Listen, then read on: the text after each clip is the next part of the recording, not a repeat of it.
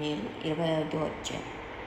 సమూయేలు మృతినంతగా ఇశ్రాయేలీయులందరూ కూడుకొని అతడు చనిపోయినని ప్రలాపించుచు రామాలోనున్న అతని ఇంటి నివాసములో అతని సమాధి చేసిన తరువాత దావీదు లేచి పారాను అరణ్యమునకు వెళ్ళెను.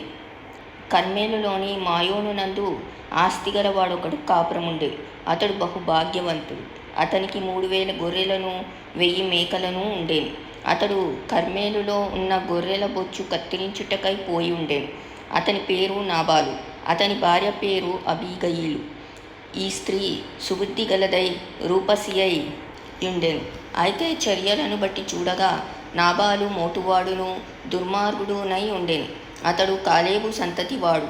నాబాలు గొర్రెల బొచ్చు కత్తెర వేయించుచున్నాడని అరణ్యమందున్న దావీదు విని తన పనివారిలో 10 మందిని పిలిచి వారితో ఇట్లనే, మీరు కర్మెలునకు నాబాలునొద్దకు పోయి నా పేరు చెప్పి కుశల ప్రశ్నలు అడిగి ఆ భాగ్యవంతునితో నీకును నీ ఇంటికిని నీకు కలిగిన అంతటికిని క్షేమమవునుగాక అని పలికి ఈ వర్తమానం తెలియచెప్పవలెను.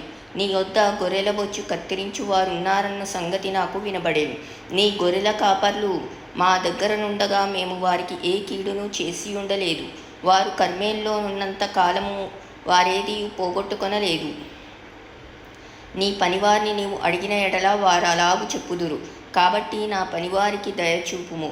శుభదినమున మేము వచ్చితిమి గదా, నీకిష్టము వచ్చినట్లు నీ దాసులకును నీ కుమారుడైన దావీదునకును ఇమ్ము.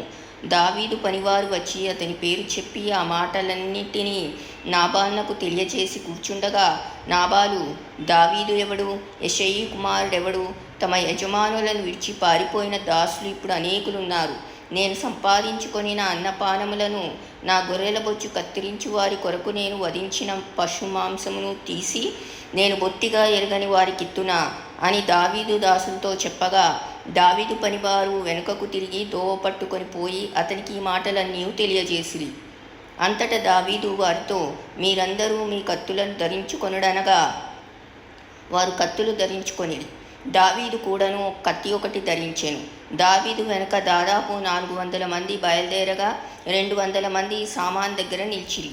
పనివాడు ఒకడు నాబాలు భార్య అయిన అబీగయీలుతో ఇట్లనేను, అమ్మా, దావీదు అరణ్యంలో నుండి మన యజమాని కుశల ప్రశ్నలు అడుగుటకై దూతలను పంపించగా అతడు వారితో కఠినంగా మాట్లాడెను. అయితే ఆ మనుషులు మాకెంతో ఉపకారం చేసి ఉన్నారు.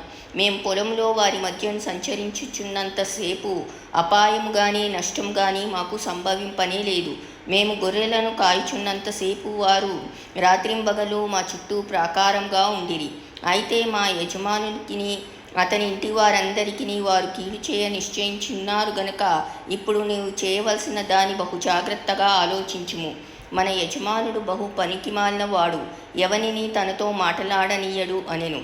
అందుకు అబీగయీలు నాబాలుతో ఏమీ చెప్పక త్వరపడి 200 రొట్టెలను 2 ద్రాక్షారసపు తిత్తులను వండిన 5 గొర్రెల మాంసమును 5 మానికల వేచిన ధాన్యమును 100 ద్రాక్ష గెలలను 200 అంజూరపు అడలను గార్ధబముల మీద వేయించి, మీరు నాకంటే ముందుగా పోవుడి, నేను మీ వెనక నుండి వచ్చేదనని తన పనివారికి ఆజ్ఞ ఇచ్చి గార్ధబం మీద ఎక్కి పర్వతపు లోయలోనికి వచ్చుచుండగా దావీదును అతని జనులను ఆమెకు ఎదురుపడిరి. ఆమె వారిని కలుసుకొనెను. అంతకు మునుపు దావీదు నాబాలునకు కలిగిన దాని అంతటిలో ఏదియూ పోకుండా ఈ అరణ్యంలో అతని ఆస్తి అంతయు నేను వ్యర్థముగా కాయుచూ వచ్చి తిని, ఉపకారమునకు నాకు అపకారం చేసి ఉన్నాడే అని అనుకొని అతనికున్న వారిలో ఒక మగ పిల్లవానినైనను తెల్లవారునప్పటికీ నేను ఉండనీయను, లేదా దేవుడు మరి గొప్ప అపాయము దావీదు శత్రువులకు కలుగచేయునుగాక అని ప్రమాణం చేసి ఉండెను.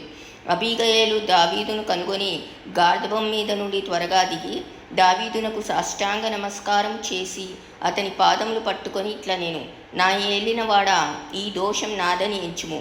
నీ దాసురాలనైన నన్ను మాటలాడనిమ్ము. నీ దాసురాలనైన నేను చెప్పు మాటలను ఆలకించుము. నా ఏలినవాడా, దుష్టుడైన ఈ నాబాలును లక్ష్యపెట్టవద్దు. అతని పేరు అతని గుణములను సూచించుచున్నది. అతని పేరు నాబాలు, మోటుతనము అతని గుణము. నా ఏలినవాడు పంపిన పనివారు నాకు కనబడలేదు. నా ఏలినవాడా, యెహోవా జీవము తోడు నీ జీవము తోడు ప్రాణహాని చేయకుండా యెహోవా నిన్ను ఆపియున్నాడు. నీ చేయి నిన్ను సంరక్షించనన్న మాట నిజమని యెహోవా జీవము తోడు నీ జీవం తోడు అని ప్రమాణం చేయుచున్నాను. నీ శత్రువులను నా ఏలినవాడైన నీకు కీడు చేయనుద్దేశించువారును నాబాలు వలె ఉందురుగాక. అయితే నేను నా ఏలిన వాడవగు నీ యొద్దకు తెచ్చిన ఈ కానుకను నా ఏలిన వాడవగు నిన్ను వెంబడించు పనివారికి ఇప్పించి నీ దాసురాలనైన నా తప్పు క్షమించుము. నా ఏలిన వాడవగు నీవు యెహోవా యుద్ధంలో చేయుచున్నావు గనక నా ఏలిన వాడవగు నీకు ఆయన శాశ్వతమైన సంతతినిచ్చును. నీవు బ్రతుకు దినములన్నింటను నీకు అపాయము కలగకుండును. నిన్ను హింసించుటకైనను నీ ప్రాణం తీయుటకైనను ఎవడైనా ఉద్దేశించినడలా నా ఏలిన వాడవగు నీ ప్రాణము నీ దేవుడైన యెహోవా యొద్దనున్న జీవపు మూటలో కట్టబడును. ఒకడు వడిసెలతో రాయి విసిరినట్లు ఆయన నీ శత్రువుల ప్రాణములను విసిరివేయును.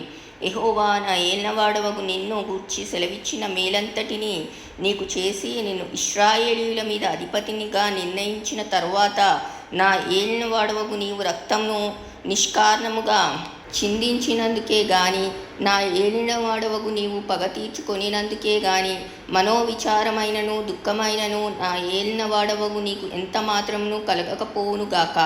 యెహోవా నా ఏలినవాడవగు నీకు మేలు చేసిన తరువాత నీవు నీ దాసురాన్నగు నన్ను జ్ఞాపకం చేసుకొనుము అనెను. అందుకు దావీదు, నాకు ఎదురు పడుటకై నిన్ను పంపిన ఇశ్రాయేలీయుల దేవుడైన యెహోవాకు స్తోత్రం కలుగునుగాక. నేను పగ తీర్చుకొనకుండను ఈ దినం నా ప్రాణం తీయకుండను నన్ను ఆపినందుకై నీవు ఆశీర్వాదం నొందుదువుగాక. నీవు చూపిన బుద్ధి విషయమై నీకు ఆశీర్వాదం కలుగునుగాక.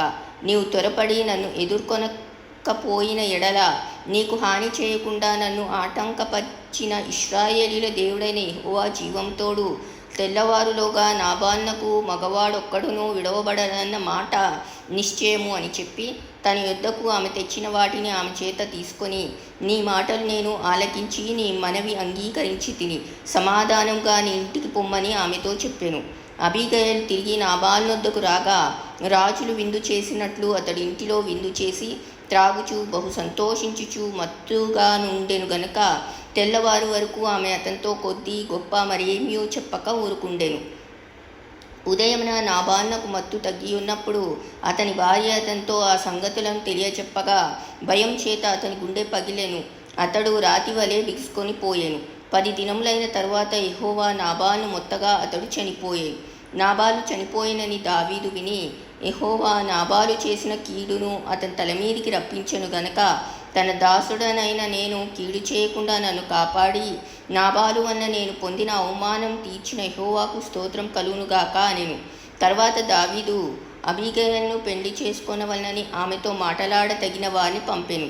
దావీదు సేవకులు కర్మెల్లోనున్న అబీగయలనొద్దకు వచ్చి, దావీదు మమ్మను పిలిచి నిన్ను పెళ్లి చేసుకొనుటకై తోడుకొని రండని పంపెననగా ఆమె లేచి సాగిలపడి, నా ఏలినవాని చిత్తము, నా ఏలినవాని సేవకుల కాలు కడుగుటకు నా ఏలినవాని దాసురాలనగు నేను సిద్ధముగా ఉన్నానని చెప్పి త్వరగా లేచి గార్ధబం మీద ఎక్కి తన వెనక నడుచుచున్న 5 పనికత్తెలతో కూడా దావీదు పంపిన దూతల వెంబడి రాగా దావీదు ఆమెను పెళ్లి చేసుకొనెను.